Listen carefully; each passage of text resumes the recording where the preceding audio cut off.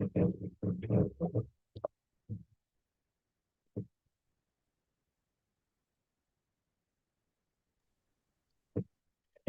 alaikum everyone. Welcome to our channel. This is our monthly Q&A session. The date is the 8th of March 2026. This is our 27th dedicated Q&A session with Professor Muhammad al-Masri. The setup is as follows. We will have Q&A followed by Palestine update, which will be held on Zoom. It will be held on Zoom and will be later updated to Rumble for logistical reasons. So inshallah, we'll kick off Q&A now. And we always put preference on people who join the Zoom and ask on mic so we can get some kind of a dialogue. Don't be shy, people. Speak and be clear. And inshallah, your questions will be answered. I'm just going to kick off with one question someone submitted on the Facebook. In relation to the legal admissibility of non-believers being rejected, i.e. non-Muslims' testimonies in court cases, civil and criminal. What is your perspective on this? Again, the question? The legal admissibility of a non-believer being rejected in mosque, for example. What is your view on the non-Muslims' testimony in court cases, civil and criminal? The question seems to be not properly structured. It says, it should be saying, are non-believers and non-Muslims, actually. It should be said non-Muslims here. Because if you have non-believers, maybe hostile ones and so on, which is inconceivable, they will be in court. But they may be citizens, etc. So generally, the general scholarship in time past has insisted on that one condition for a witness to be acceptable is to be a Muslim. No doubt being a Muslim is preferable, no doubt about that. But the reality, what we have from Sunnah, from Hadith, unless the Qur'an says clearly, ذَوِي عَدْلٍ مِنْكُمْ, meaning from under the Muslims, those who openly declared Islam, then you have to stick to that. In all other cases, if you just check the Quran, you will find nowhere any mentioning of minkum. So it is not superfluous. If you respect the Quran, believe it's Allah, then you have to stick to that. Secondly, we have from the Sunnah, for example, that's the same conclusion they concluded from the ayah of debt, ayah of the dain at the end of Baqarah. فاستشهدوا اثنين من رجالكم فإن لم يكونا رجلان فرجل وامرأتان ممن ترضون من الشهداء. This is for istishhad, not even shahada, but that's another issue. We have to discuss it another time more thoroughly. But then it continues to say, unless it is an interaction immediately now, no, it's not a future interaction, not a debt instrument, and so on, which must be written actually as according to the ayah, and then witnesses are called to sign on that. In that case, you have to hear the witnesses. We're not the one you are pleased with them, you trust them, because they will witness for you or against, and the other one has to choose his witnesses, maybe one from here, and so on, in such a way that you rely on the witness. That is that instrument. That's very clear. That's not an issue there. But in case of transaction, what they say, for example, وأشهدوا إلا أن تكون تجارة حضرت تديرها. Unless it's a transaction happening now. Nowadays we have the register machine doing the small level transaction, and maybe in a big market we have many people standing in the market. I say وأشهدوا إذا تبايعتم. Tell someone, witness that we did this transaction now. We don't need that nowadays because there will be a register and you have a receipt for the register. It's just for recordation. The transaction has happened as it should be properly. And for this, أشهدوا تبايعتم. أشهدوا, ask people around in the market, they may be non-believers, non-Muslims. Secondly, a second evidence that the condition of the fuqaha is not proper, and also the condition that it will be that a woman will be two women are required for one man is only for istishhad, not shahada. But the people do not read in time past, and they don't connect the eyes properly, unfortunately. Unfortunately, that's what has happened. And they follow some fabricated hadith. There's one major fabricated hadith we will have to check out of the bin. But also concerning criminal cases, what happened is that someone was killed in Khyber. He was going, and Khyber is essentially, yes, under the control of Islam after they had conquered, but it was essentially mostly Jews were living there. And he was found killed. So he was with his brother and other people. They were going to collect, I think, jizya or something. They were doing or do some business. Nobody was around. The man was dead on the ground, bleeding, already dead. So they took him, went back to Medina and told him, Messenger of Allah, this happened there. And the only people that are Jews. But we have not seen anything. So the Messenger sent a letter to the Jews saying, deliver the killer to us. Otherwise, I will declare war. I will end the peace, the Dhimma treaty. They respond to them, say, by Allah, we have not seen anything. We don't know who did that. We are not aware of anything. They may be lying, maybe not lying, but they swore. That's all. And they can't say that.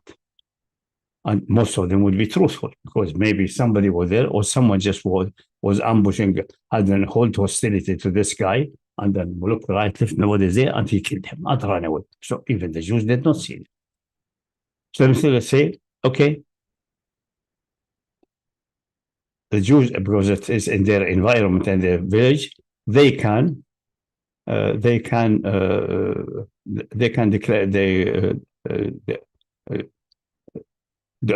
ask the Ansar, do you have 50 men of you, 50, who can witness that so and so must be the killer, because they know there's a hostility, because they may have for that you don't rely on 1, 2, or 4. It must be 50. They called Qasama.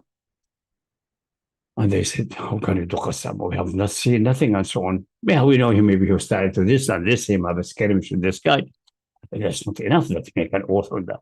That he make oath by Allah that so and so is the one who should deliver to us. Then the Jews will have to bring him with his robe around his neck and give it to you. And then you decide what will happen with him, etc. What they should, execution or taking the and so on. Then say, okay, then the Jews will send to the Jews that they will make qasama themselves, that we did not see, and so on. So their initial letter is not enough. It's one of their leader who wrote it. 50 of them will make an oath that say, these are kuffar. We don't accept their witness. So the narrator said, Messenger hated that his blood will go for west, so he gave the Ansar the diya from the treasury of Medina. Now, someone say, the Ansar did not accept the Qassam. Yes, they did not accept the Qassam. They have a right to reject the Qassam. But the fact that the Messenger offered them the Qassam of the Jews, so their Qassama is valid in a criminal case.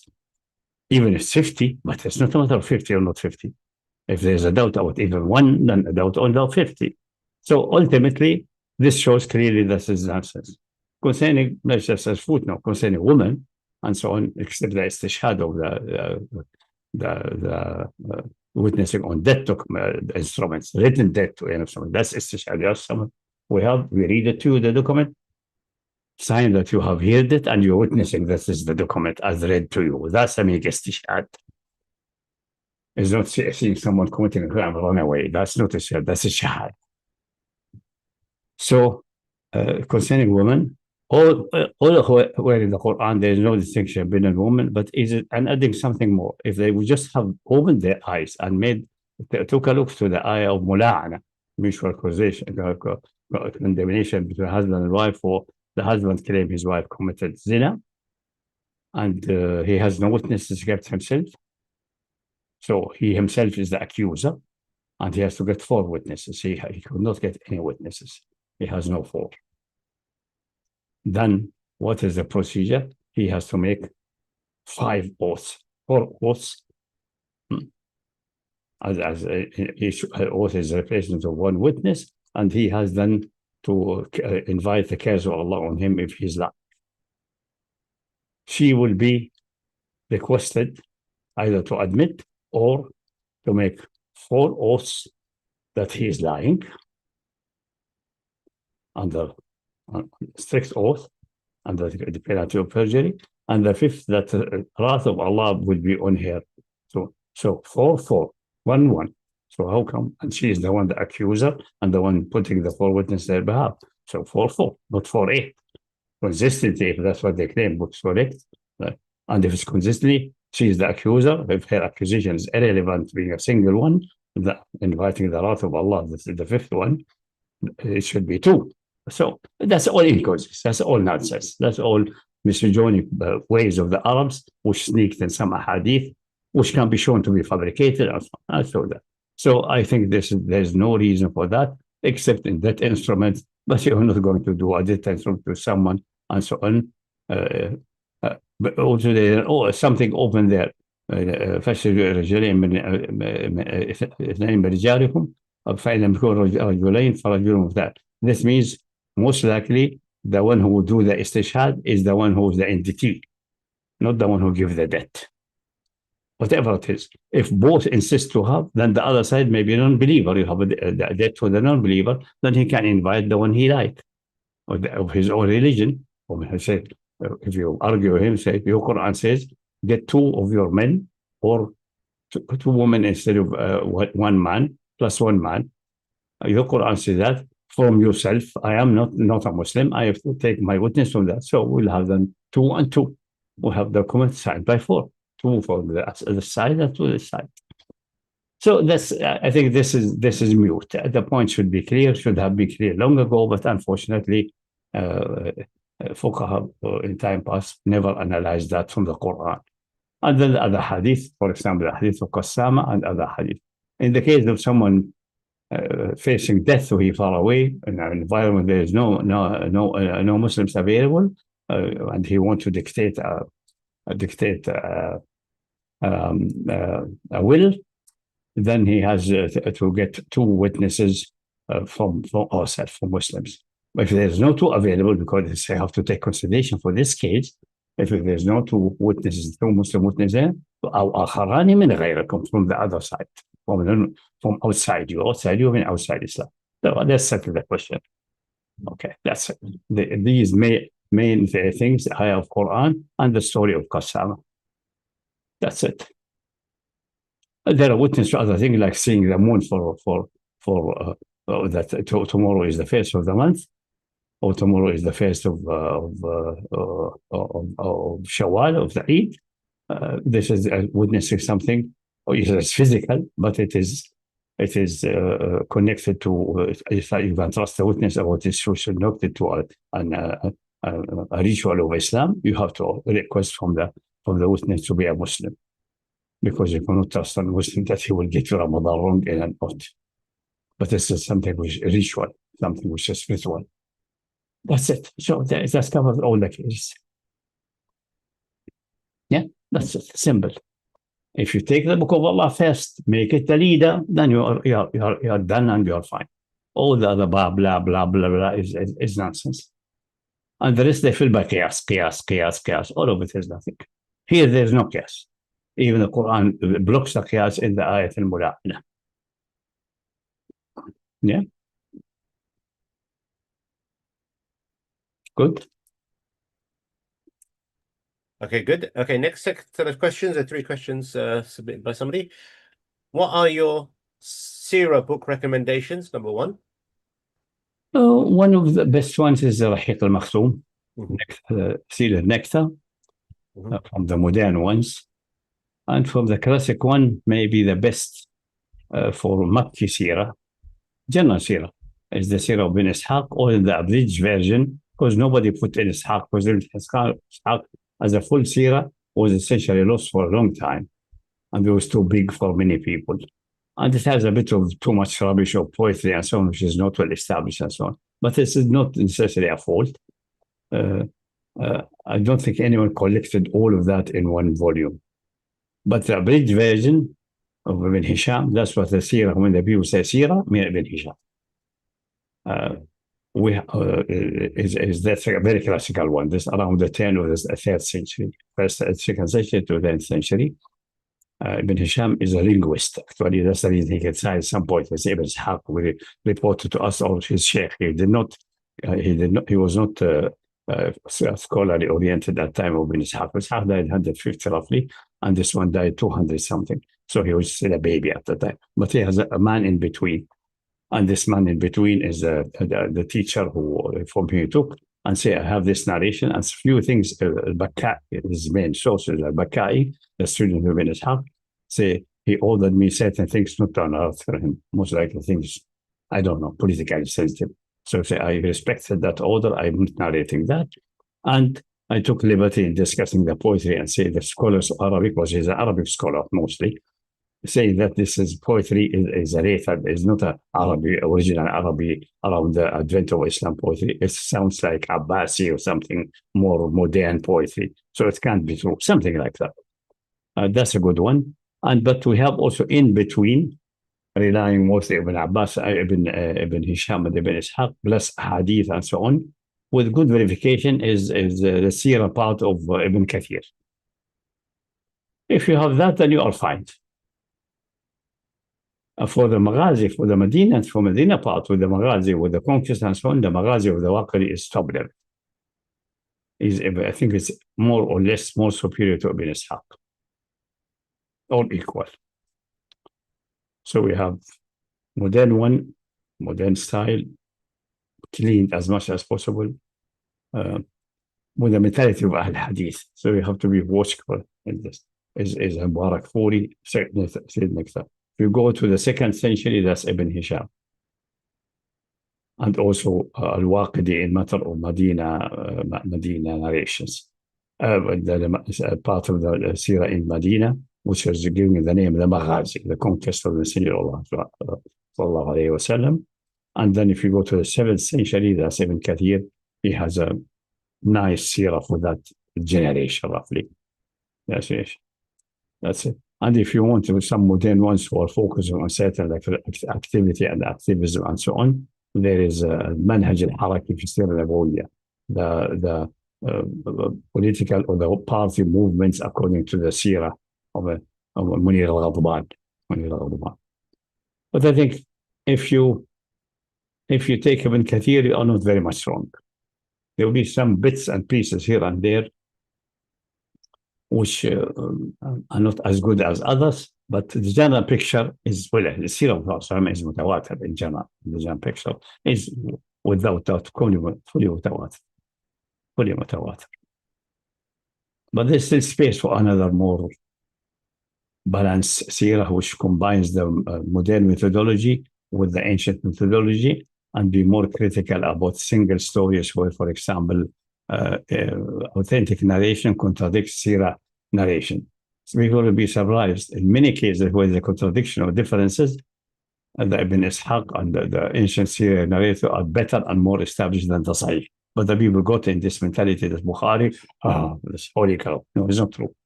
In many places, the narrations in Bukhari, with the Bukhari level isnad, are not as good as the Ibn Ishaq. Many parts of the seerah of Ibn Ishaq are coming with isnad anyway. Coming with isnad, which is as good or better than Bukhari isnad. Okay, so that's. Okay. Just a quick reply to somebody in the comments. They asked about which book covers proof of God, proof of messenger. So this volume 2, which is in the description, volume 2, Kitab Tawheed, it's been inverted. I mean in English, yeah. Yeah, in English. So you see here, you can see it's got proof of messenger, proof of God's existence. So this is it's basically the first part. I know it's been inverted, but the PDF is in the description. We have the book of Tawheed. We got through that already, or? Yeah. But Yeah. For somebody who's listening there. Also, on a related note, the entire Kitab Tawheed halakha has been published on this channel. So every day we have it going. So it's a perfect opportunity in Ramadan to brush up on Tawheed, actual Tawheed, not fake, botched Wahhabi Tawheed. It's the actual Tawheed. Which is almost, I hate to say that, this is almost shirk. I was having confrontation with some Shia in the early 90s when they say, no, this is Kitab shirk.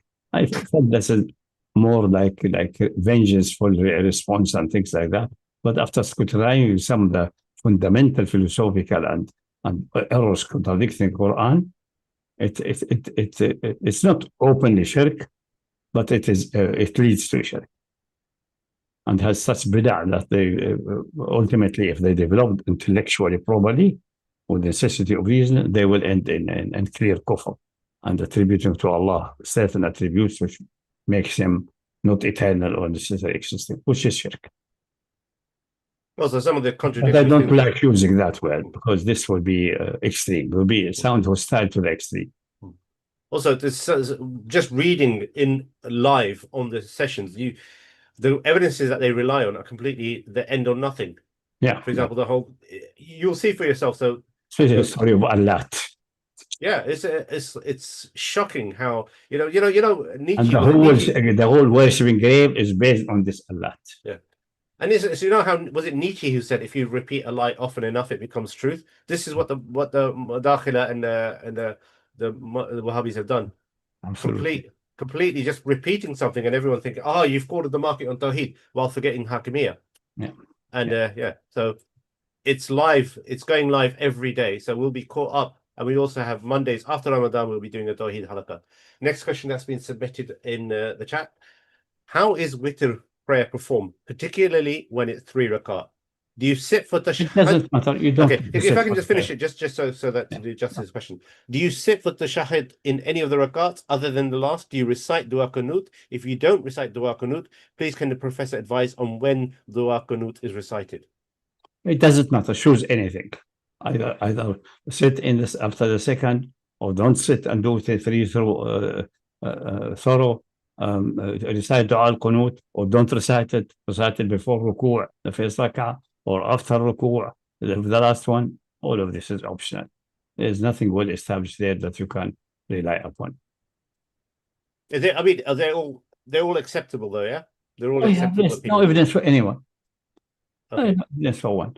It's just by we know that the Prophet made qunut against the tribe who killed his messengers and so on in Salah. How he did this on no range. So you can do it before ruku'. I would really avoid doing it like the Hanafi madhab, like in the masjid now, before ruku', because very confusing. But you can choose. You see, even for example, Salat al-Eid, the takbirat, all madhahib except Hanafi, they have 7 in addition to takbirat al-ihram, and 5 after getting up from the second rak'ah. Hanafi having 4 and then an oddity of 2 or something like that. It's odd. Choose something which is smooth and going through. And if you're following in for example, in Ramadan, most likely it's optional. Also, when you're following in Ramadan, it's okay to just follow the imam. Yeah, that's it. Go without saying. That goes without saying. No, that's it. Simple. Okay. Even for janazah, long dispute about it. No, we have evidences, almost tawatur evidence that first of all, it refutes the wrong point of view of Sayyid Bukhari, which is a blunder of one scholar, just a lapse of memory. Because what he received is that for the martyrs of Uhud, he said he did not wash them, nor did he pray on them. It's something he did not wash them. In his mind, he added to pray on them just by jump of the memory. That's it. Because the one who, through his narration, we have that's the only one. That's Layth ibn Sa'd. Layth ibn Sa'd is a mountain. Nobody can attack him in any matter of trustworthiness. So, it turns out there are so many narrations that he prayed actually, that he make janazah on all the martyrs, and specifically on Hamza, and put one next to him, and do or put 10 next to him. And then in the first salah, he made 7 takbirat for janazah. And then Hamza, and they took another 10, and he made 4 or 5, and then made 6, and then 5, and then 4. That's very explicit, and so on. And say the last one was 4. And it seemed to me he stuck to the 4 until the Messenger of Allah and all other janazahs, until he passed away. So this is possible, this is possible. Maybe this is a spirituality for Hamza, but he didn't turn out, so don't do that for anybody else. So you can do it. People, fuqaha later, the main important things, accounting the rulers and getting the ummah ready for jihad if necessary, and ready to carry da'wah, and ready to become scholarly, become knowledgeable, that in every village and every place there are scholars who can warn and educate, like the Quran said. Even if you forego going to jihad, you go for this specifically, like in Surah Al-Tawbah. Instead of that, they hair splitting. Jewish style. That's it. That's Jewish fiqh. Talmudic Islam, not Islam. Talmudic Islam. If something like that can exist, it can't exist. It will miss something fundamental while getting you busy all your life in hair splitting. Okay, next. So beware about this. Okay, next question. Can the professor recommend what sisters can do if they cannot pray at tarawih at their local mosque due to space constraints? How can they benefit from the longer standing in prayer when they pray by themselves at home? Or is there something else they can do with Qiyam Tarawih that has a big reward in the way praying with the imam What's the until problem? the end? They can pray at home. Actually, Tarawih at Masjid, the dispute is more favorable or better at home. But in terms of being behind an imam and getting the reward of Jama'ah. That's obviously this will give you energy more to stand and endure. But if the matter of imam is an issue and you don't have enough Quran memorization, no problem. Get a high stand like the one used by professor giving lectures in it, and then put a Quran and read from it. I do that with on my mobile. For Hanafi or for mobile. For Hanafi is a big no. You cannot read from. So this is all hair splitting. Doesn't make any sense. But in terms of to leverage the reward of Jama'ah, you just have to get kids to join or something. Yeah, or get some neighbors or some good ladies around you. You must know one or two who are nice enough, and they say, let's play at home. That's what with my wife. The sisters do this all the time in our local. They have, especially the last 10. They do crazy amounts. They do like 40, 80 rakat the whole night. They just meet at sisters' houses. They alternate. So yeah, it's all doable. If you're in a community, it's much easier. It's easy. And these masjids, let's face it, some of these masjids, their trustees need to be taken out and just whipped for not providing facilities. It's ridiculous. The half of the ummah is neglected. The same half that educates the entire ummah. For the next generation. The ummah has become dumb over the generation and uneducated in general in the widest average. Well, we have to be stuck next to people. Anyway, cool. All right. Anyone else got any questions? I mean, you can jump on the mic, raise your hand, and I'll allow you to unmute. Anyone? We got lads there. Come on, I'm sure you got questions. Speak now or hold your peace. Okay, while I'm waiting, let me see what other questions we got.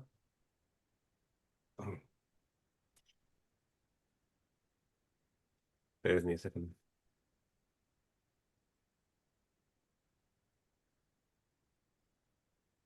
But you see the mentality of hair splitting and so on. Most of the Shabab are concerned about these fine details and so on, while the major fundamental things are essentially neglected.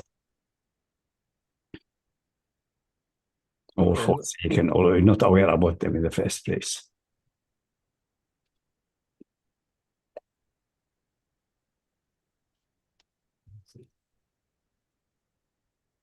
Okay.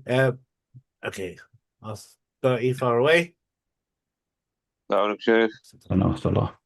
Is there any difference? Just a quick one. Any difference on what is the recommended time or what time the i'tikaf starts? Generally speaking, people will enter in before Maghrib on the day of the 20th. It's seen as the 20th day, so that they enter. Yeah, you can enter i'tikaf anytime it's convenient for you. You are prepared and ready. You have a place in the masjid. You have your blanket there. You can go in the morning. You can go in the noon. No problem. So, but it's on the 20th day, yeah? So that they are ready for the 20th or before. It's very favorable the last 10 because of their virtue. Yeah, that's what I'm saying. If they're trying to do it on the, you can do it on the third day of Ramadan if you have the energy. No, obviously there are some narrations that Prophet Sallallahu intended to do it 20 days the year after he passed away and stuff, but he never had opportunity. And it's valid any time, isn't it? Yeah. Okay, so if any reason you break it, for example, because he became angry with his wife who establish tents in the masjid, and he was angry. Say, is that because you want righteousness or because of competition between co-ops? And he took his tent away, and then he did it after Ramadan, 10 days after Ramadan. No, he did it after. Okay, subhanAllah, I didn't know that. Yeah. And obviously there's two types. The sunnah one is when you don't exit except for a need, but then you can do enough itikaf if you have needs. Like, for example, this year, even if I did intend to do it, then I have to go in and out. But then you get the reward of staying when you're staying. You just make the intention every time you go in, isn't it? Yeah. That's it. That's all you need. And it has no fixed length, for example. Many scholars said, if you're intending, for example, it is winter time and Dhuhr and Asr are closed, and you intend to stay there, then add the benefit when you enter the masjid, Allahumma nawaitu laka i'tikaf. I intend to do i'tikaf for you until. Anytime you enter the masjid, there can be a valid. It can be a valid intention. Yeah, that's it. And extra reward for that. Jazakumullah. It's just a simple question. Someone else has asked the question. I'll let the presenter read it out about Salatul Janazah and the Fatiha, but that's not my question. So I'll maybe this brother Kumoni Ahmed maybe can ask. Okay. So just a quick one. Just a quick one. Sheikh, somebody's asking. Coming back to the Janazah prayer, the professor mentioned again: is reciting surah in it hair splitting, or is there strong evidence to suggest that Surah Fatiha in Salatul Janazah must be pronounced? I do recite it because I think every salah, this should be a salah. Every salah without Fatiha to Kitab, this seems to be somehow deficient. So I would say takbir, say istiftah, subhanakallah wa bihamdik, read Fatiha. That's only how many seconds? 30 seconds? You should have the energy to do the 30 seconds. Then second takbir, then Allahumma salli ala Muhammad wa ala Muhammad, so-called Durood Sharif. And third takbir, then the dua for the mayyit, whatever dua you memorize. The Hanafi have a dua seems to be a standard, which is not the best, by the way, but it is one, it's a good one. And then last takbira, they immediately make salam. I would say make a general dua for the ummah, a very short one, like ربنا آتنا في الدنيا حسنة وفي الآخرة حسنة وقنا عذاب النار. اللهم اغفر للمؤمنين والمؤمنات والمسلمين والمسلمات. السلام عليكم ورحمة الله. السلام عليكم ورحمة الله. Something like that. The dhikr, but it should not become excessive because usually people in the masjid are asked and beseeched to stay. People seem to be in a rush, and the shaitan will tell you, if you do this, you will miss the bus. Most likely it's a satanic influence.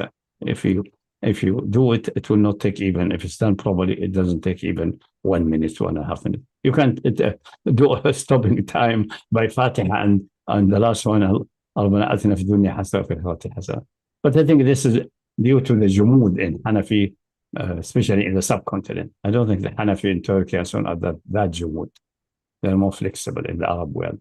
But in subcontinent, it has been formalized because the environment is mushrikeen. That's the reason halal food for the people. India and Pakistan, they get allergic reaction when talk about other food from Tesco. Some people object. I understand that, but it's not too allergic reaction as if you ask them to leave Salah or commit kufr. Yeah, that's it. Following question: the imam reciting for the whole congregation enough? So this. So I just answer quickly. So if the loud salahs, the doctor's of the opinion that the imam's recitation is fine. If it's a quiet salah, you do the recitation of Fatiha. Yeah, I think Fatiha another than Fatiha, because if you stand there, imagine yourself you're studying the salah, and after Fatiha is a long time. He sat for a long time. If you don't recite something, some surahs, one after one, for example, and the imam is having a habit to be long, then many brothers of Pakistan who and they're quite good, they complain that their mind goes off and then they are not really in salah. I think it's better to write Qur'an to focus a little bit. Then if imam reads, yes, I think this is a good idea. Not qira'at al-imam, qira'at al-ma'mumin. That's a good principle. You are hearing it as if you're reciting it. That's no problem. In fact, directly related to this, to an earlier one, a brother asked, so there's an app called Tartil, where you can follow the imam and read the translation in real time on your phone while you're behind the imam. Are there any objections to reading a translation? No. If it's better to read the translation and understand at least the gist what's going on than standing there like a stone pillar, understanding nothing or not benefiting anything. Because one of the main benefits of tarawih, which made it should have been benefited to the maximum, is that the people have an opportunity to hear the total Qur'an. If you have a good imam with a good voice, obviously if he has a nasty voice, you will not benefit. But a reasonable one, like the one here in Wembley, the previous one has an excellent voice. The ones now is okay, but tolerable. But that one was excellent. It was like Hudayfi from Medina Masjid. This man here, I would say even he's better than Hudayfi. Unfortunately, there were issues and so on. They have a dispute and they checked him out and whatever it is. It's an opportunity to listen to the whole Quran once. And since most people are not Quran reader regularly or read only few surahs or read Yasin because of certain beliefs and things like that, it's a good opportunity. Now, if you're not an Arab speaker or your Arabic is miserable, it is a perfectly fine, for me at least. I don't. For the Hanafi, no, you cannot. You cannot. And the reason for that is not that it's the Quran from there, is that holding a piece of paper and down and so on is too many harakat. And that's the reason if you go to a Hanafi mosque, for example, most Hanafi mosque, if you go to it, when I came here to England, sometimes someone is not standing properly. I want to move him, just move one step and so on to even the line. Is if there's a rock, so he just decided to leave the people alone. In Arabia, for example, you can move him complete lines, no problem. He accepts. He moves because there is a good reason. There's a gap there he did not notice. Put Kitab on his shoulder and push him.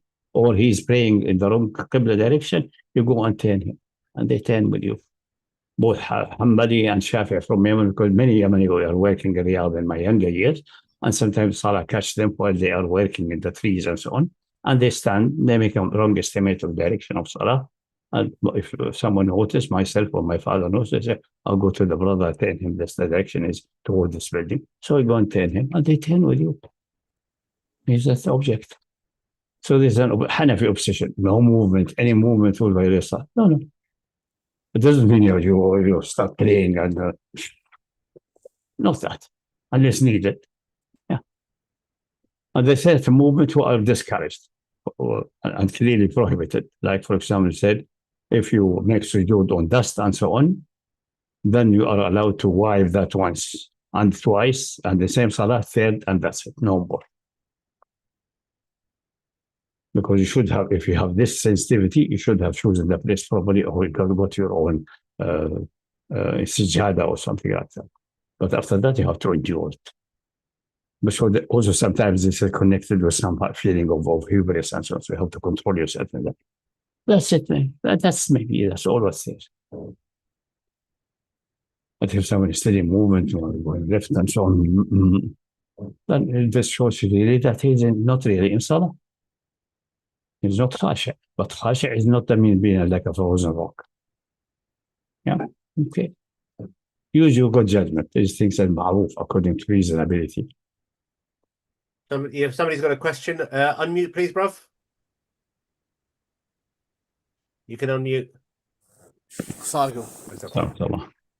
A couple of questions I want to ask. One was regarding my son's. He's got spina bifida, so he doesn't have sensation below his waist. It's very difficult for him. My son has spina bifida, so he's got no sensation below his waist. Yeah. Regarding making wudu, so he has incontinence issue and whatnot. I did ask previously. I just had a question I never thought about. If he's passing wind or a bit of stool or urine comes out because of his condition, not much, but because he has clear out and whatnot, would his wudu become invalid? Because by the time he puts his socks back on, sometimes there's he makes the wudu, he puts the socks, he do the hafal for these things, so he had like a diaper or something like that, and then he can pray his fard and pray Hazwini Sunnah until the next fard where we have to repeat the wudu. For each salah, yeah? Okay. For salah is valid. The moment he finished the wudu, khalas, he has tahara, because the tahara is essentially a ritual act, a symbolic act. So ready for this, putting new diapers and things like that, not only these with the spinal problem, even less severe problem, like weak control of the genitals, all of these things. Put it, finish the wudu, and go on to the Faridah Salah, finish the Faridah Salah, and then all Sunnah, whatever you like, and all things until the next Salah. Then you have to renew the wudu. Obviously, clean yourself and so on. If he needs help, that's fine. If he cannot do wudu and nobody is nearby, then he can do tayammum instead, because water is not available for him in that sense, with the necessary cleanliness and so on. But obviously, this kind of issue, someone should be helping from time to time. If he has a home and so on, his mom or you are there, you can help with that. Yeah, no, that's what I was going to ask, because he's now going to a tuition center, etc. So he has to have medication because he has, thinking athlete's foot on his feet very easily, because he has to wear a splint, which makes I would say maybe he should think seriously about or have the necessary diapers and so on with him. He can fix that by himself. Okay. Oh no, I'm not talking about the diaper. I'm just cleaning his feet. So the diaper is not a problem. No, if he cannot go down to cleaning the feet, then I would say water is not accessible to him. He may leave the feet and then do tayammum after. That's a construct of my mind, to make sure that the wudu is complete, Because in case of tayammum, you don't need. Or he may think, okay, I cannot at least give a basic wash to my feet, or just mask with water. So the best thing is then I replace wudu with tayammum. Tayammum is very easy, just on the wall. And yeah, that's no problem. So I just wanted to just double check. The time for Salah. Is it my understanding, if I remember correctly, there's 5 prayers, but there's 3 times. So for him, if he's not all the day there in the center, he can postpone Dhuhr until Asr, until coming home. So a better environment and better. Yeah, that's or arrange it somehow. Arrange it around that, the most convenient way. Yeah, that's what we're doing. We're combining the thinking prayer. And the other thing I was going to ask is regarding, it was on the group, someone put down Sheikh Ilyas saying that for women, I want to know what the evidence was, because I couldn't understand, regarding women not having to make up the fast. What's the understanding from the text? No, it's not required to make up the salah, not the fast. Okay, so the women have to make up the fast as well. Because of evidence from Sunnah, and quite strong evidence seems to be. Okay. No, because on the group, I think if that evidence is not valid for any reason, Sheikh Ilyas provided that is not reliable, then for example, maybe he's relying on the hadith. He's doubting the wording that one from outside Medina was asking Aisha, why is that we are not ordered to make up salah? She's not denying that making up fasting. That's for her also clear. So why don't we make up salah the same way we make up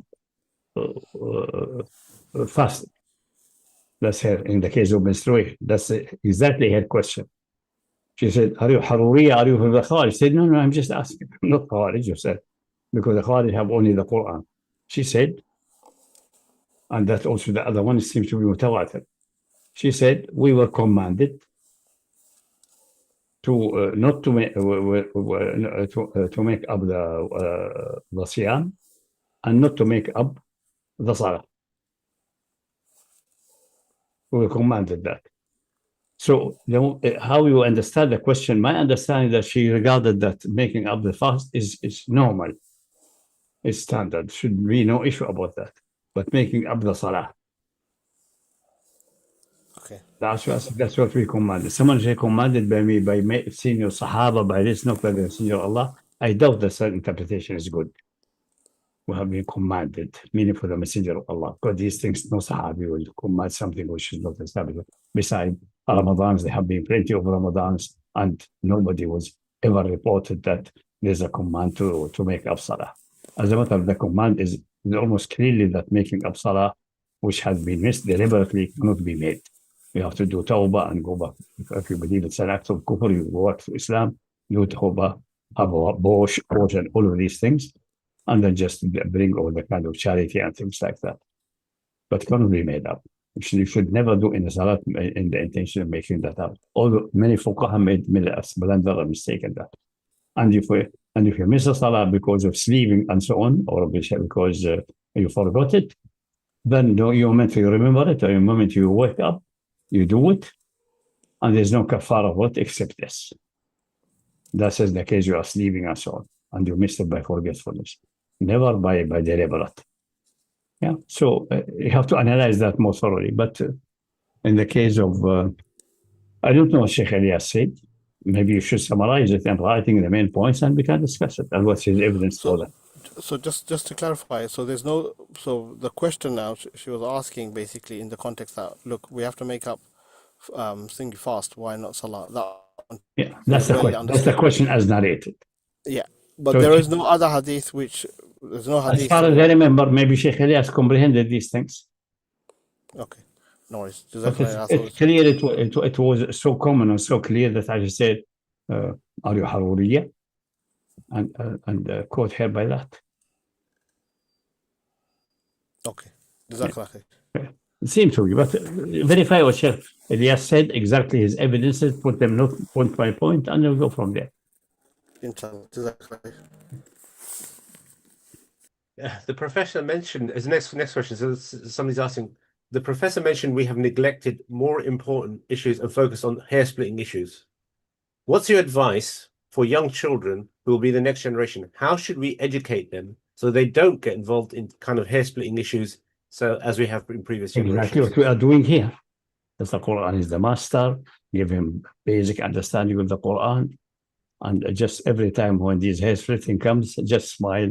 Well, okay, your sheikh is an old man. Don't respond to him impolitely, but just let it go from one ear to another way out. Never go in your brain. That's it until the whole society becomes conditioned. It cannot be done by a single one alone, and you have to live with the other people. You don't want your child to be an odd guy in the school and have conflict with the teacher, and so on. So be a good father. Be a good education.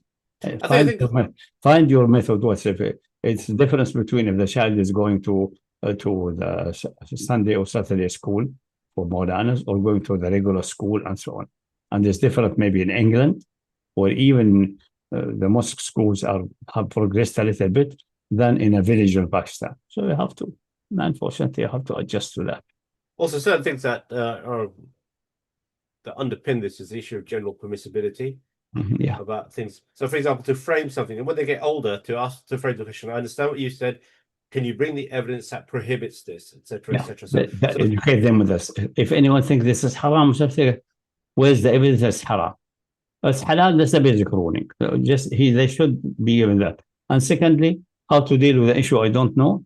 Look at the issue. Maybe it's not worth asking anyone. Just go ahead with that. What you know, the basic things. Also, another thing I found, like for example, when I was interacting with in Hanafa with Hizb, the mentality that they build among us is vital issues as well. So, for example, what we found is focusing on the need for dawah, the revival of the ummah, as being of greater importance than these trivial issues would address the issue. So, for example, that's also a good attitude. Also, so for example, what you found is this. There's something which there's a phrase, the phrase "kalimatul haqq yuridu bihi batil," the right word, but the intention behind it is invalid. We saw that with a lot of the foreigners, the Madakhila, who's called the Fahadis, the followers of King Fahad, the bootlickers of him. So what they used to have the same thing, which is that, brother, why are you worrying about American troops on Muslim land? How long's your beard? This is an example of hair splitting, which is weaponized. Yeah. Which is firstly, this is a collective issue, and whether you grow a beard and don't grow a beard, it's not going to negate vital issues happening in the world. Besides, even the premises, is the growing beard obligatory? Is shaving it is haram or undesirable? For example.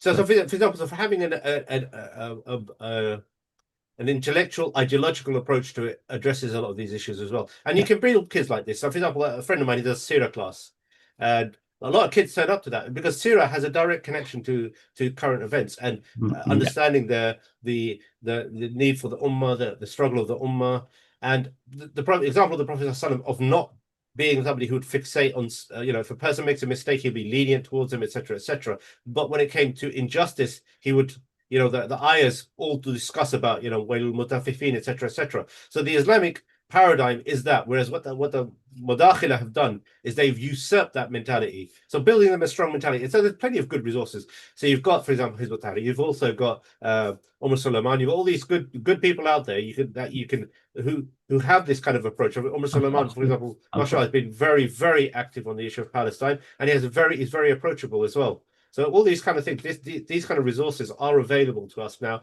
that unfortunately we didn't have in my generation. To educate him that Islam is the Hanifiyya, the monotheism, strict monotheism, but with ease and simplicity in the ruling. For example, mentioning the story that the one who has a night dream on the battlefield, and he has a cold same time. He dreamed that so it's not under his control. He has a cold, and he said, "I can't take ghusl. I think I will die. I'm shivering now." They said, "No, we don't find any rukhsah for you." That's an ignorant advice, which neglects all other possibilities. First of all, in the case of necessity, you are allowed to brown scope. So then, okay, don't pray now until the simplest stupid answer will be, don't pray now. Protect yourself until we get to him. Say, Allah, ask him, and he will tell you if you make up the salah or not. That would be not a very wise advice, but but also it seemed to be they were or were not aware about tayammum.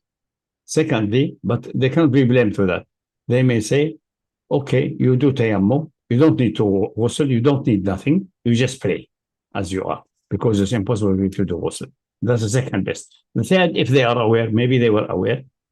The third is that the correct one is you do tayammum and pray. As if water is not available. If you are not able to use it, it's as good as not available. Okay. When they came back to Medina, Messenger say, I have never seen the Messenger of Allah so outraged and in anger. And he said, Qataluh, they killed him. May Allah kill them. He was very angry with them. Said, shouldn't they have asked at least in the camp if there's someone give them a fatwa?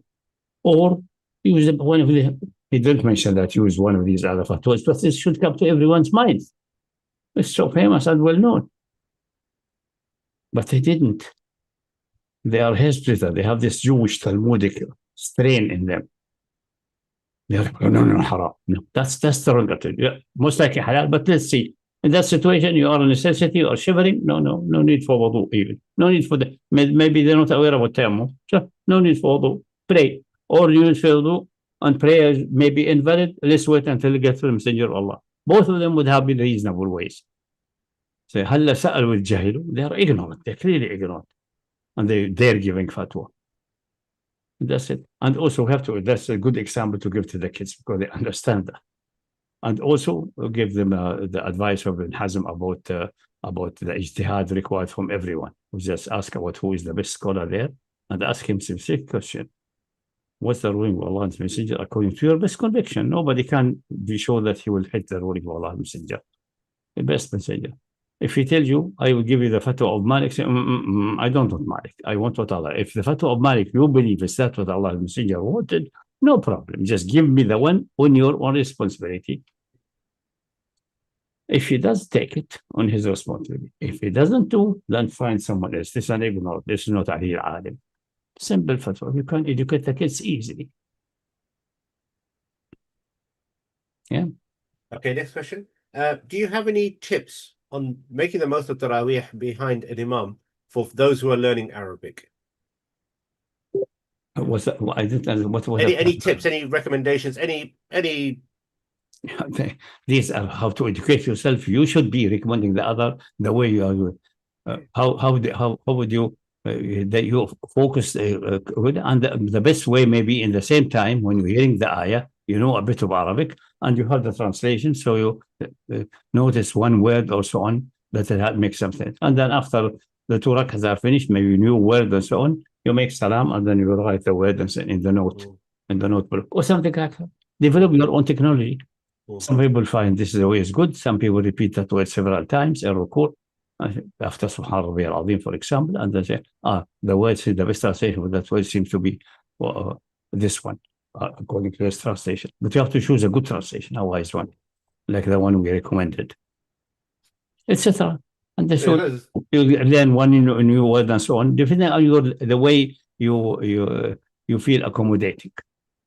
just as a personal tip, what I tend to do is when I read a book, I'll just write down any words. So, so for example, I've been going through Ibn Kathir, and so what I do is this: I read a paragraph or two paragraphs, and then I write down any words I don't understand in this, and then get it. I Google Translate it. Then I take the whole page or chapter or the section and translate it, and then to compare it to my own understanding. So it's That's just maybe the if- standard way, but he asking during tarawih behind the Right. imam. You have to be something lightning blitz. You have Right. to develop your own technique.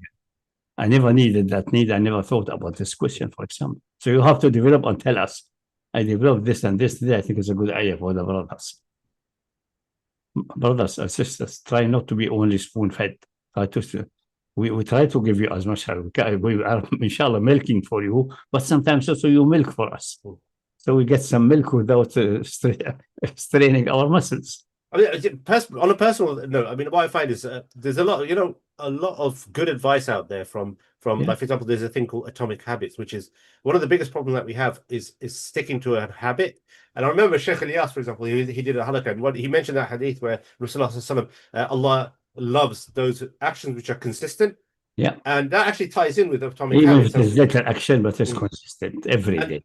So, for example, atomic habit, he says that if you do something daily, over the course of a year, you will have your ability is increased by huge percentages. Yeah. In just a small amount. So, for example, it's in Ramadan now, so it's not really as relevant. But when I go for a morning, I like going for a coffee. I take a book with me. So every day I'm learning something. Or if I'm at home, I'll just have a coffee at home, and then That's my habit. When I have got a good vision time passed, I will take newspaper or a book with me in the train. So if I'm not driving, then I should benefit from the time to read something.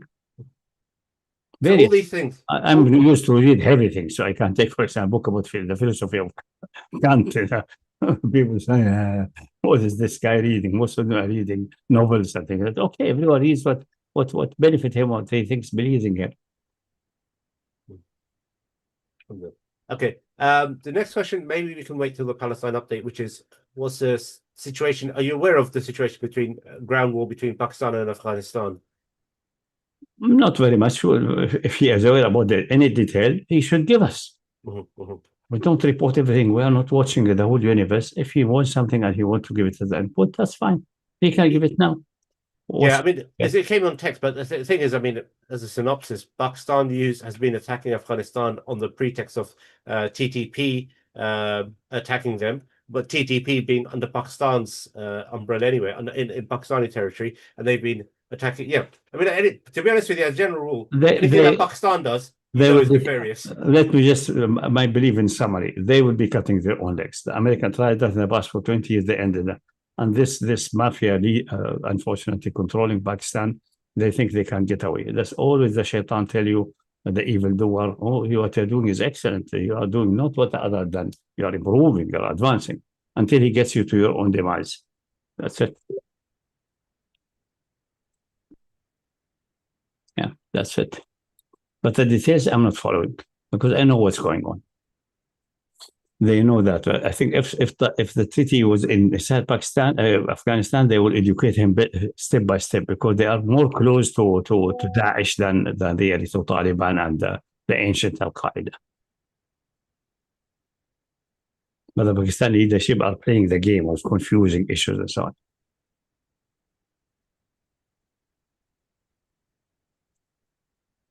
Okay, someone asked a very quick question. What's the recommended translation? Pick one. Safi Kafkas isn't too bad. There's plenty out there. Nobody until now, I asked so many times, nobody is volunteered to give me that. There is the Picture translation or no, the best at all. The problem with it is in this archaic Shakespeare English. I hear that a lady and a man together reworked it in modern English and improved it a little bit. I think this will be one of the best. What is the name of this one? Nobody who is concerned with that ever told me what's the name of these two guys. Okay, maybe. Abdul Haq Bewley and Aisha Bewley were the ones who did it. That's Bewley and yeah. Is that a picture improved and modernized? I don't know. I mean, you mentioned the husband and wife team. That's the only husband and wife team I recall. Check it, read the forward and read their site and so on. They will have the explanation. Simple. That's it. Okay, so that one's called the Noble Quran. That's on Amazon. The reason that I verified Victal with many others and so on. If you have a little bit of metaphorism and a little bit going off tangent, but good footnotes, we have Yusuf Ali. Despite all the thundering of Salafi and so on against him, that he's Ismaili and this and that, he seems to be a good one. But if you want one more to the pure side, that's this one. There's one also I have ordered for a friend in Egypt, and he paid taxes for it. Poor guy. This government as satanic. It is from the whole haq, but it has not been served by his family. I think he passed away. It is having something which is called semi-literal translation, and it's very cautious in translating words which may be controversial. Like, for example, in the word Lord, he did not translate, he said Rabb, as it is original in Arabic, and things like that. He has almost a literal one, even changing the English grammar or shifting words back and forth so it fits the Arabic grammar more. That's called literal. And then the same literal, because it's maybe difficult to extract something with, he expanded below that in so-called expanded translation, which is like tafsir, but a very concise tafsir. Unfortunately, it's barely available. I checked Amazon, I think 2 years ago. There was one used copy available for buying. I bought it and gave it to Abdullah. I don't know if there's anyone available or anyone can trace. So it was printed in America. The man was doing it. It's called Zahur al-Haq. The way the Bengali write their name, Hawk, Zahur al-Haq, Zuhur al-Haq, or something like that. So the idea is excellent. And when I looked at it and say that he avoided these words which may have different translation, which like unfortunately Muhammad Asad being influenced by the Wahhabi, called it sustainer. Rabb is not sustainer. Rabb is closest to Lord, higher than master. Because the Quran uses also Sayyid. Yeah, he used Sayyid. So someone's saying that Professor Abdul Halim is also good if you want simplicity, and Zuhur al-Haq, apparently there's an online version as well. Mm-hmm. Okay, got somebody want to ask a question? He's an academician, not involved in politics. So he was here. I don't know if he's alive or passed away. Okay, got someone who wants to ask a mic. Be advised if anyone does any expletives or anything, we don't have control. So I'll mute very quickly. Okay, fire away.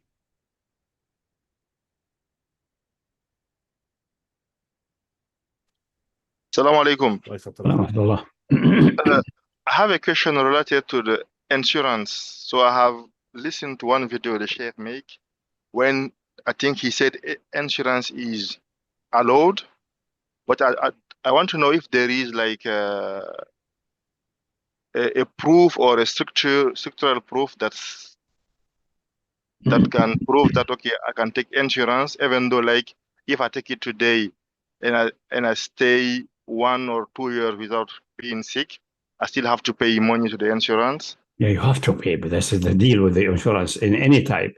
Now, scholars have regarded insurance, but now they are going to their chaos. They are not creative. They don't go to the depth of the text. So around the 10th century and before, Hanafi said this is some kind of guarantee, and guarantee cannot be made with money. This is even controversial, but this is what essentially Hasfaki and so on made in their famous late books of 300 years ago. That's the bottom of Islamic civilization anyway. And based on that, the insurance was regarded everywhere as haram, haram, haram, haram, until recently, like in the 50s, they have a conference of scholars from various madhahib, and they discussed the insurance. They came to conclusion, first step, they came to conclusion that mutual insurance, where the people are putting in a pool, so not giving the company, the contract is not between you and the company, you are putting in a pool, and the principle in putting in a pool that it can be distributed to everyone, even as needed, as the rules of the pool, even if someone does not get anything from it forever, it is regarded everyone is charitable to the other. It's some type of charity, sometimes mutual support, and they have evidence from Quran and Sunnah for that. There's no doubt about that. That is a good deed to participate in a pool. So your expectation that you get something even if you don't come sick, this is the wrong expectation. That's not how insurance works in any case. Remaining the issue, if that is not the pool, is not formally declared as a pool, but it's a company who is the opposite of you in the contract, just a contract shape. But essentially what the company is doing is getting for everyone, putting in a pool and giving everyone as needed, as a condition apply. You may pay 50 years and you don't get any benefit from it. The same applies there. So that was saying, no, this is not a pool. In reality, it is a pool. The question, can it be contracted this way with the pool manager instead with everyone implicit, the one in the pool? It is a technicality of the contract.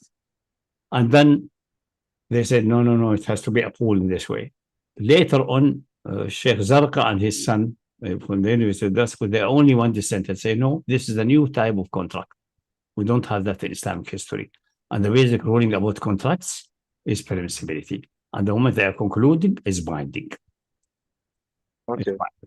So, on my point of view, they are right, the majority, otherwise they are wrong. Alhamdulillah. So insurance, either with a company, as a mutual or not mutual, is in that sense, whether it's some health insurance or accident insurance, or whatever it is. Unless there's another condition which is not compliant with Sharia or something, that's something else. Okay, thank you very much. Yeah.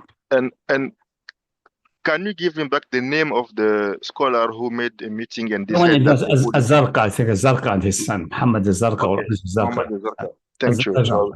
They were well known for that in the Islamic world. Okay, Zarqa. Thank you very much. But the mutual one, which is, I think, extinct in England, except in few cases, but it's very common in America until recent. Last time I visited America, almost half of the insurance are mutual. Okay. Should be no issue there. Yeah. Thank you very much. And have a nice day. The Islamic insurance, the various Islamic banking and so on, they have always some type of insurance which they, to avoid conflict, they have it a mutual type, which is the same. Okay. Thank you. Okay. Inshallah. Okay. Any more questions? Someone's got a question. Allah exists without a place. For example, I don't know what he's asking here. Whoever's asking, what do you mean by that? Elaborate, or you can jump on the mic. Mm-hmm. Okay, it's not a structured question. Allah exists without a place. 3453. What does that mean? What am I supposed to make of that? Where is that? Is that an ayah or what's it? Someone's just sent a message. That's all. So I can't make anything of it. The way he mentioned the numbers, if surah number so on. Yeah, I think it's people need to do a little bit of work if they can't speak a language. Mention the ayah in Arabic or copy it because they send it as a text. It's easy to copy ayahs. Yeah, no, I'm just going to check now because 3453, it could be a hadith even, Surah Sahih Bukhari, I don't know. But the question itself isn't structured. Mm-hmm. So I can't babysit people, to be honest with you, Doc. No, he may have some valid reason there, but it's make the question more expanded because you're talking about divine attributes. That's a complex issue. You cannot because Allah is Alim, but what's the type of ilahi? How expanded it is? What does not contain contradiction and so on? That's very important. This will lead to the whole issue of qada and qadar, which is deadly. But for example, so it's just one word throwing like that is the recipe for demise. Yeah. Okay. Anyways, forget it. I'm not going to indulge everything if it's not clear. Let's see if there are any other questions.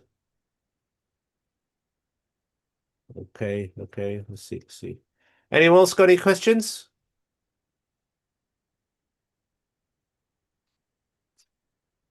Yeah, someone's asking about Shahid Bolson. So someone said, for example, Shahid Bolson. There's a lot of these guys. Leave him when this affair is over. He will be the reality will refute him. He will be finished. Yeah, I mean, look, while the bombs have been dropping in Gaza, Sudan, you have an entire cadre of people called influencers. Dubai, has these scumbags, you know, like the designers. I'm just going to have a little rant here because there's not many questions left. So just as the Zionists, they have Hasbara. They have people they paid. So, for example, it's funny. They used to pay 7,000. They said they would pay 7,000 per post, and they haven't come through with that. So even that Elon Levy is outstanding, has outstanding money. You've got to give to Dubai at least. Maybe they would pay out. So they have these people who I call them the UAE fluffers, who put on a nice show about how great Dubai is, etc., etc. When it's actually just a police state. If you're familiar with the movie Hunger Games, the center of the capital was called Panem. It's a facade where people are living opulent lives while the 13 other districts are starving to death. This is a good analogy for this plastic, spastic society called Dubai, where these inbred brothel, the descendants of brothel keepers and pimps, they have come along and usurped this land and what in clear, absolute, uncontested, undeniable cahoots with the Zionists, clearly backed genocide in Sudan. And these cretins are trying to justify or try to put a smokescreen. Whether it's the pseudo-Islamic side of them, like that Faris al-Himar, and we've done 3 to 4 videos just destroying him. Absolutely every single statement he made, demolished, destroyed in triplicate. So here's one on the Ikhwan, here's one on ruling, one's on allying, completely smashed. So this entire cadre of people, they have the same sound bites, just like Hasbara. They say Hamas hide behind civilians. Hamas do this. Hamas do this. UAE, they'll say Ikhwan. Everything is Ikhwan, Ikhwan, Ikhwan, Ikhwan, Ikhwan, Ikhwan, Ikhwan, Ikhwan, Ikhwan. The same thing, the same thing. And then the other one is, when they don't want to be political, is, oh, 5D chess. The Arabs know what they're doing. The Arab rulers know what they're doing. And that's where Bolson fits in. Yeah, He wants to sell us this idea that they know what they're doing. Dude, they were set up by the British. Dude, they allow American bases on our land. Is this 5D chess? That's like me breaking into your house, shooting your mum, raping your wife, putting your children on a barbecue and say, 5D chess, bruv. You don't know. I've got a game. I've got a game, bruv. Shut your mouth. Shut your mouth. Bolson, I did a video called Shahid Bolson and the Bullshit Factory. I'll put it up on the new channel if you want. But basically, there's nothing, no substance. Will end there for them being disappearing from the set. So there. Don't worry, the money will right. We got now the other one, sartorial shooter, or I call him the salty bootlicker. All these people, just faces. Amjad Daha is the head of them. He's a proper Munafiq who's been on GB News. The other thing about UAE, there's no depth of depravity that the UAE doesn't seek to. They were backing Cambridge Analytica and this entire Islamophobia campaign, saying that everything with Ikhwan, etc. Same thing that Tommy Robinson even the cokehead even let it slip, where he said, "I'm here in Dubai when a believer who was there for an MMA fight, and he saw him, and he's a revert, and he starts attacking Tommy Robinson, and Tommy Robinson says, I'm here on behalf of on invite from the UAE. This Islamophobe was invited there. So there's no level of depravity, and yet this monkey Bolson thinks that they're doing the right thing. Shut your mouth, Bolson. And we did an entire. He said, "Oh, about MBS." He said, "Oh, I challenge you about MBS." We did a 3-hour video with a professor who was the leading dissident voice of Al Saud against Al Saud, dissected everything about MBS, what his blunders. His own brother did a tweet saying about how Saudi was neglected. His brother has actually more sense than him. So look, what are you talking about? You're just a fluffer. A fluffer. You're just fulfilling a function of sanitizing these scumbags. That's what Bolson does. That's what Sartorial Bootlicker does. That's what Tate does. That's what Dowerman does. That's what all these people are doing, is just presenting a facade of this UAE. The other one is that Majid Bukhari, who looks like me on chemo. All these scumbags are just sanitizing it. They have no substance. Look, what you see here is just the surface. The doc has done written works that destroy them from the root. We're going through Kitab Tawheed. The same level of rigor has gone into accounting the rulers, fighting resisting groups. So they're lying. Just like earlier we mentioned Nietzsche about you repeat a lie often enough. There's a lie. The lie that these rulers are valid. The lie that you can't even speak against these rulers. What is this? You have the example. You thought Salaf. Umar bin al-Khattab radiallahu anh stood up in khutbah and he was accounted over a cloth. A cloth. Did he say, deviant? How dare you talk to me? Is that what Umar bin al-Khattab radiallahu anh said?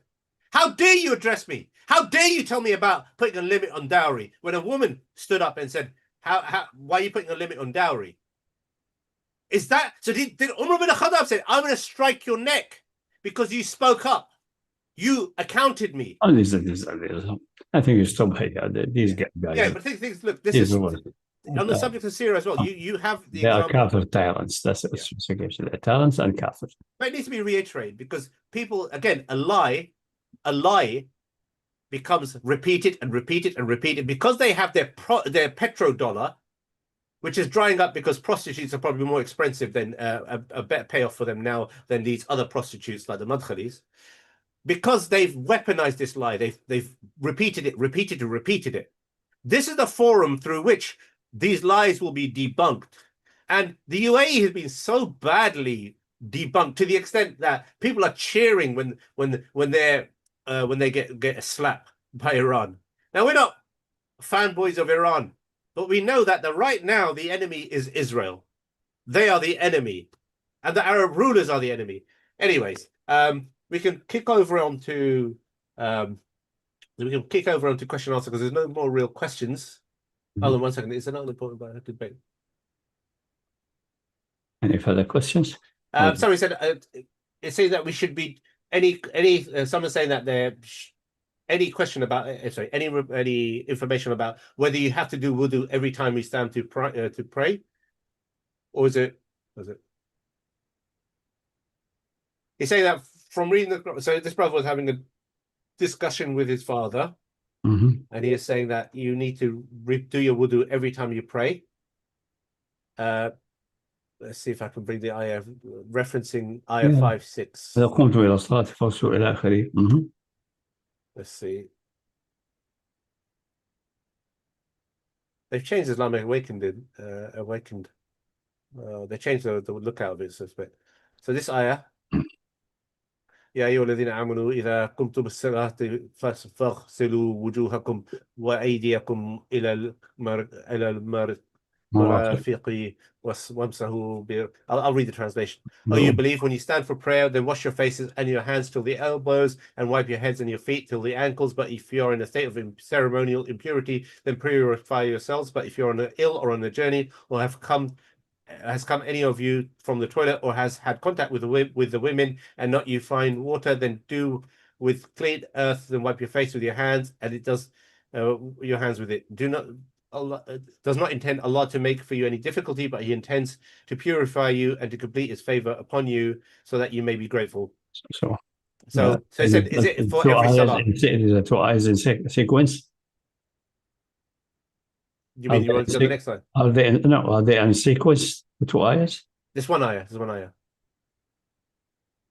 No, إذا قمت فاغسلوا وجوهكم المرافق etc. The second one is another ayah. Is it? I don't know. All I can say is I just, it looks like one ayah to me. This is Surah Ma'idah. What ayah 6? It contains issue of tayammum also. Yeah. So, but the ayah is clear then. Why maybe his father is Qur'ani, but not a very intelligent one. Read the ayah. What's it? وإذا جاء أحد منكم من الغائط ولا مس من النساء, you don't need water for wudu, or even the ayah is even the second part of the ayah. Let's say second part of the ayah is even more comprehensive. It encompasses by the explanation of the Messenger of Allah also ghusl from janaba. So it tells you clearly, وإذا جاء أحد منكم من الغائط. That's where you must do wudu.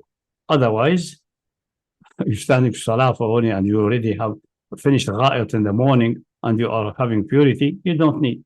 And the hadith about that are mutawatir anyway. So what's the question? He thought because he read only half of the ayah. what's the meaning إذا جاء أحد منكم غائط? So it means then, if you came from غائط and so on, and the hadith explained that coming from غائط includes also breaking wind. Fine, that's hadith. Good. And then you're standing for salah. Then there must be separation between coming from the غائط, from the loo, and salah, which is wudu. But if you don't find water, then okay.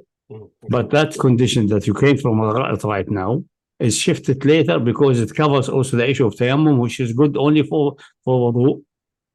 The substitute wudu is also substitute for having intercourse with a woman. So substitute for ghusl even. But it has structured such a way to tell you what. Because if it had mentioned previously, it may go, the mind will go only tayammum is only to substitute for wudu. And then you have a separate ruling for what happens if you have if you have intercourse. But in a miraculous way, the Quran combined them in such way that people who use their brain will know what's going on. Only if you came from gha'it and so on, meaning if you have broken the wudu, which is gha'it, or intercourse. In the second part, he explaining what's the reason which make you require wudu or substitute for tayammum. It put this part in between. So it radiates back and forth, but you have to read the Quran properly. So tell your father, read it more properly. Read the full ayah and don't take him out. It's going to connect. Also, just a quick one. The ayah says that the wudu starts from the washing the face. Instead of these are the details of wudu. We can rely on the fine points for hadith. So what was the question then? That's right. Just make sure. Okay. Last thing, what we can do is we can go into Palestine update next, inshallah. Somebody's just saying about Bolson. So look, I'm just going to leave a bit of time. Leave it later. We'll comment him with the Palestine update. Just leave him. Okay. What else? Yeah. What sort of question do we have? Not really any more questions. Okay, we're gonna stop the broadcast. In the first ayah, it should have been said like it. If you came from gha'it, which include by the hadith also breaking wind and so on, because usually people break wind and so on when they go aside to the loo. Especially the Arabs, they have the habit to avoid breaking wind and so on in public, so they go aside as a loo and so on. The gha'it, the low place. But the gha'it is obviously the place where you go. And this also apply if we come from the loo. At the time, they were going to outside the city because they don't like having loos at all. That's all included. It should have been saying, or you have touched the woman. Then do this and do this. So immediately after that, and you stand for salah, then. But then you have then to repeat that will be not eloquent in the other one woman. Otherwise, the people may misunderstand. If you combine both, you see, and even understand now, even an eloquent Arab like Shafi'i made a mistake. He thought the Muslims are touching. It's not. But this is a mistake which is more or less tolerable in the sense that he regarded it as breaking wudu. So he shifted it back and forth in the wrong way. Yeah. Regarded just merely touching the woman by hand is breaking wudu, like coming from the right, which is not correct. Touching with the hand, kissing even does not break wudu, but well-established tradition. So we have now the two things combined in the right way, but made the Muslim in the middle connected to both. Before that, we know from the Sunnah from mutawatir, that's mutawatir, that you have to do ghusl completely. And for other one, we know that it covers the same. If you do not find water, then you do tayammum. Okay. There's not many more questions anymore. So the next part, I'm gonna go off camera so that we can focus on your duck. And also, just for everyone, because we lost our video, our entire channel, because of Palestine updates. They continuously use that as an pretext to YouTube to ban us. So we were coming up to 9,000 subs. We had over 1,000 videos on our old channel, and out of the blue they gave us one strike and then suddenly just stopped our channel. So as a precaution, we upload live material here, and we are uploading as we speak on this channel, but anything that's going to be sensitive and liable to be blocked, we're going to be put on Rumble. So the link to the Rumble channel is in the description. Join it, and then you'll be able to see the Palestine update. I probably can't do a direct stream yet, but when it's up there in the coming days, it will be there, inshallah. Okay, so the date is the 8th of March 2026. This is our 100th Palestine update. Over to you, Professor. No, you have disconnected the direct stream, yeah? Rush, you disconnect.